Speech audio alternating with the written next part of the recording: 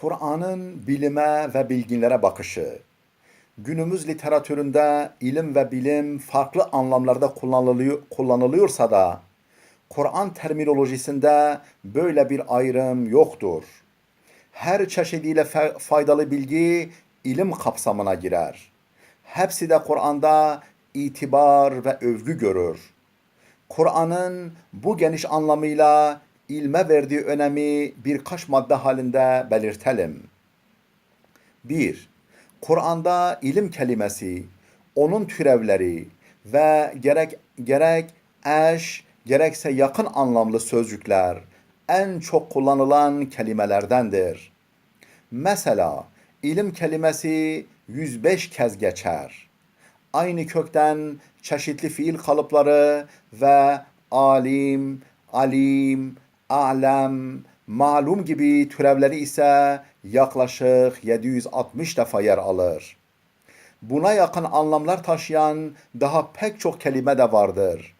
Bunlar fıkıh, ince anlayış, marifet, bir şeyi eserleri üzerinde düşünerek algılamak, hüda yani doğruyu bilmek ve uygulamak, akıl, tefekkür yani derin düşünmek, tedebbür yani inceden inceye düşünmek, tezekkür ibret için düşünmek, nazar deruni gözlem, basiret akıl gözüyle görmek ve ibret kelimeleri olup her biri yine Kur'an'da defalarca yer alır. 2. Kur'an'da ilmin karşıtı anlamlar taşıyan kelimeler de birer yergi ifadesi olarak sıkça kullanılır.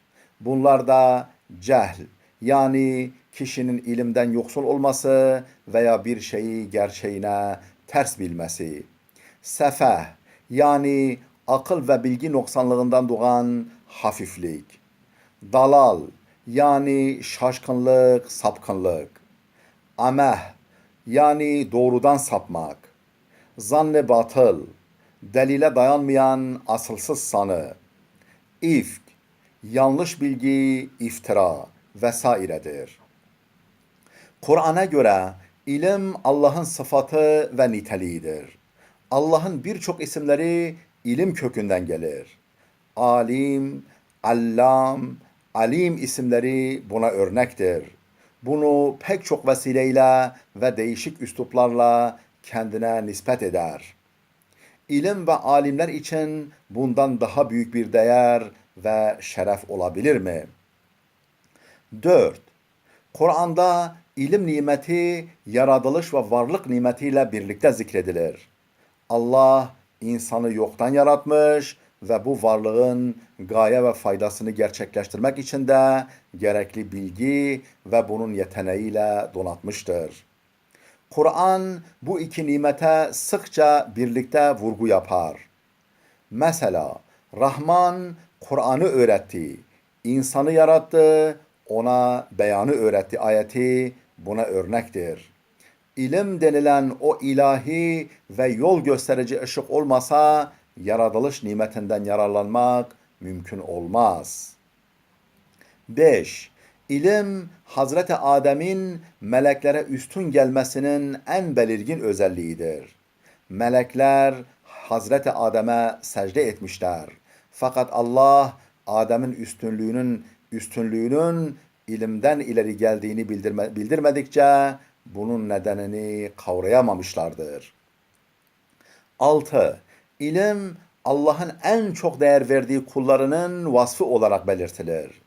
Allah en has meleklerini, şanlı peygamberlerini, salih evliyalarını ilimle över. İlmin onlara olan en büyük ihsan, en üstün feyiz ve lütuf olduğunu hatırlatır. Mesela elçisine şöyle seslenir. Allah sana kitap ve hikmeti indirmekte ve sana bilmediğini öğretmektedir. Gerçekten de Allah'ın senin üzerindeki lütfu pek büyüktür. İsrail oğulları arasında Talut'un hükümdarlığa daha layık olduğunun gerekçesinin de ilmi üstünlüğüne bağlar. 7. Allah bilenlerle bilmeyenlerin aynı düzeyde tutulamayacağını, bilginlerin Allah katında yüksek derecelerinin bulunduğunu belirtir. Dinin en önemli esası olan tevhid konusunda bile onların tanıklığını kabul eder. Kur'an Kur'an konusundaki şahitliklerini yeterli görür. En güzel nitelik olan mükemmel anlayışın ancak ilim ehlinde olabileceğini belirtir. Allah'a gereği gibi ancak onların saygı göstereceğini vurgular. 8. Kur'an ilim öğrenme araç ve malzemeleri olan kaleme satır satır yazılanlara yani kitaba and içerek bunları alabildiğine yüceltir.